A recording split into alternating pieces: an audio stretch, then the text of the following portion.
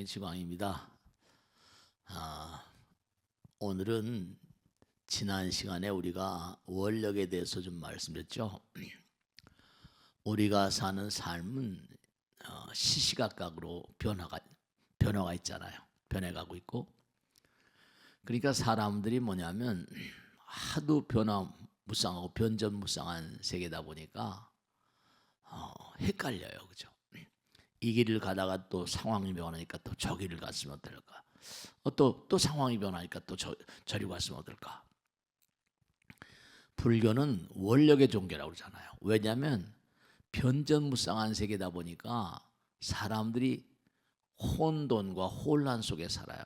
이럴까, 이리 갈까, 저리 갈까, 돌아서 갈까, 뭐 그런 얘기도 있잖아요.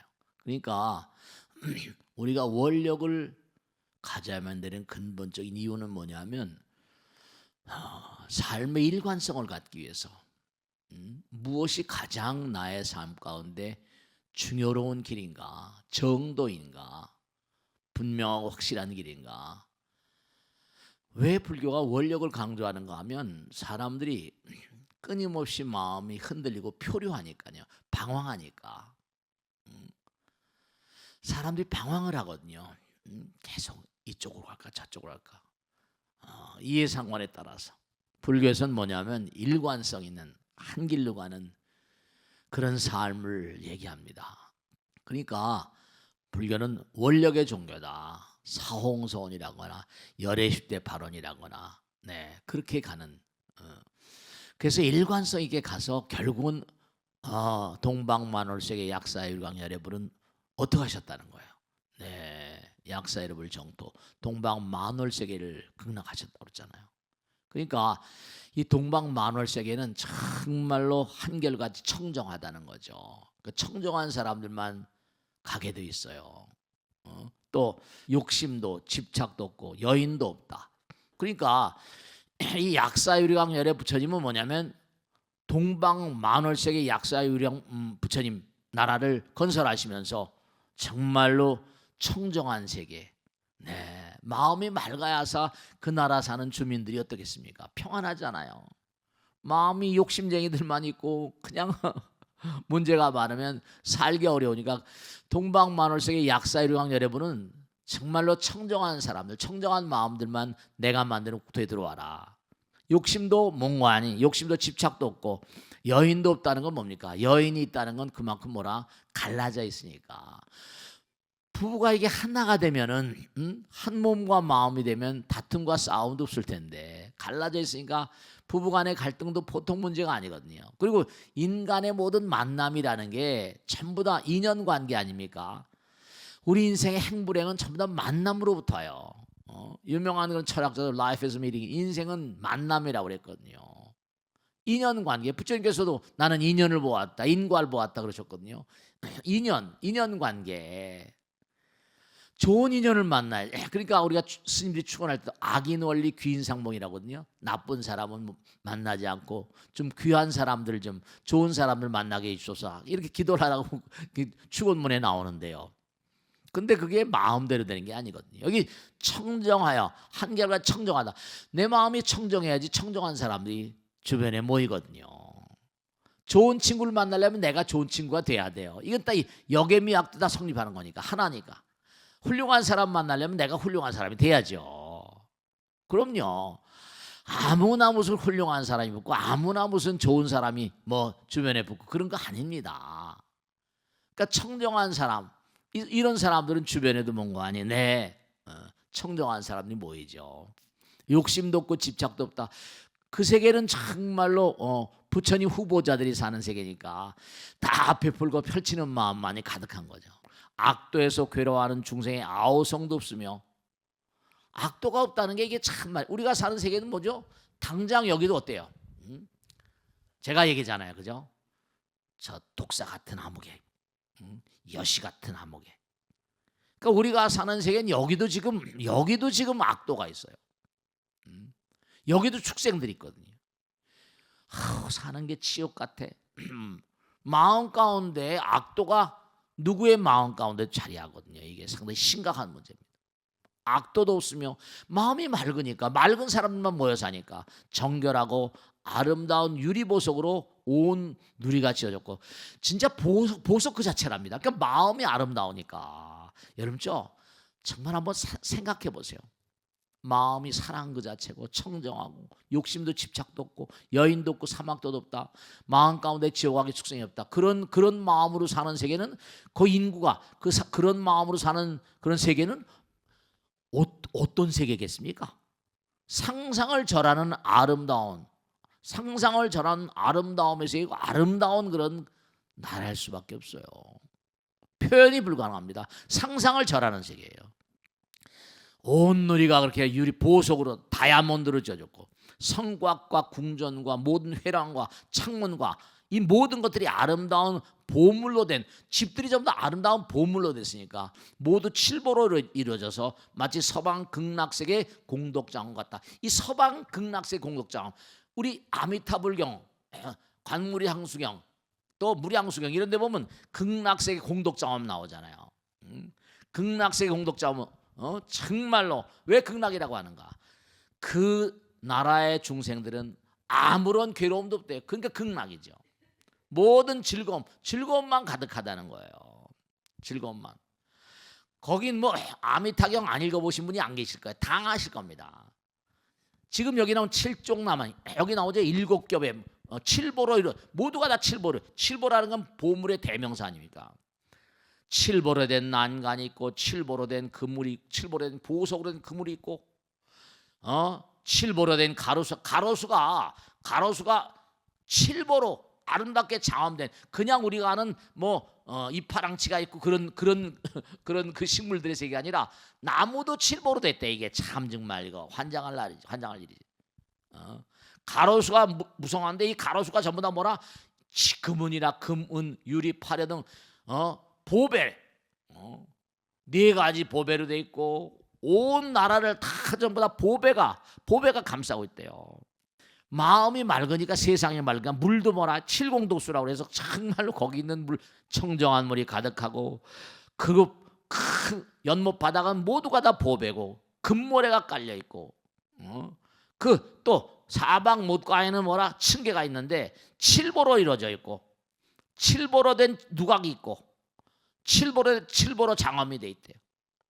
보배 연못 가운데 수레바퀴만한 연꽃이 수없이 펴 있고 그리고 푸른색 해가지고 색깔도 너무 아름답고 광채가 나고 미묘하고 향기롭고 청결하고 그러니까 그 구조 자체가 너무너무 아름다운 거예요.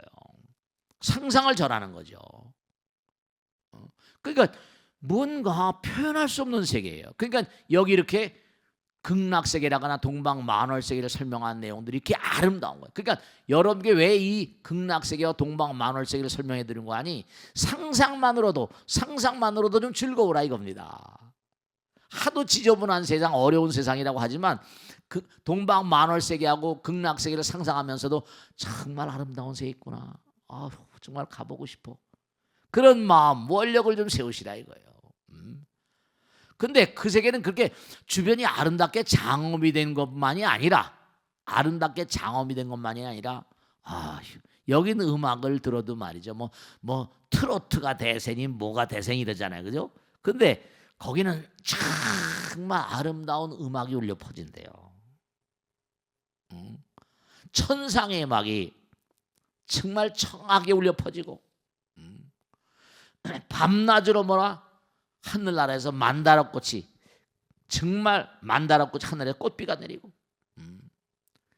그리고 이제 극락에 사는 모든 그런 사람들은 뭐냐면 정말 새벽마다 아름다운 꽃바구니에 담아서 그 꽃을 우주에 있는 무량한 부처님께 공양 올리고 그리고 또 이제 뭔가 하니 공양을 하고 산책을 하고 정말 아름답게 그리고 또 그 세계는 이제 지금은 정말 뭡니까 아름다운 음악이 펼쳐지고 만다라꽃이 내린다 그랬죠. 근데 여긴 또 뭐냐 정말 새들이 있는데 그 가릉빈가 들어보죠. 가릉빈가 공명지역에서 극락의 새는 우리가 아는 새하고 다르대요. 거긴 새들이 너무너무 아름다운 새고 극락의 음악을 연주한다는 거예요. 가릉빈가 뭐 공명지조 평화롭고 청아한 노래를 하니 사바세계. 그러니까 가만히 생각해 보면 이런 게 있어요. 극락에도 뭐라 아름다운 꽃들이 있고 있는데 사바세계 꽃이 있긴 하죠, 그죠? 새들이 있긴 하죠. 다만 뭐라 차원이 낮은. 우리 차원이 낮은 거예요. 지옥, 아기, 축생, 아수라, 인간, 천상, 성문영각보살, 극락 너무나 아름다움. 그러니까 우리가 사는 세계도 꽃은 아름답지만 뭐 꽃보다 아름다워 이런 얘기도 하지만은 음악도 있긴 있어요. 클래식 같은 음악도 있고 뭐 트로트도 있고 그렇지만은 이 극락세계에 있는 그런 그 음악, 극락세계에 있는 꽃, 극락세계에 있는 새들, 그냥 그들은 그냥 노래를 부르는 게 아니라 노래를 부르는 게 뭐라? 그게 설법이래, 설법. 새들도 설법을 한대요. 새들도 설법을 한대. 한결같이 설법이 아니면 없고 항상 설법을 하고 있다.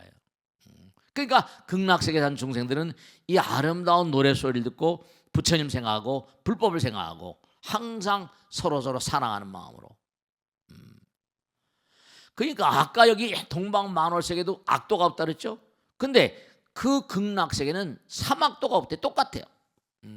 왜 사막도가 없는가? 거기는 새들도 축생이 아닌데 여기 새들 축생이라고 그러잖아요. 축생이 아니에요. 그 새들이 설법을 하는데 어떻게 축생일 수가 있느냐.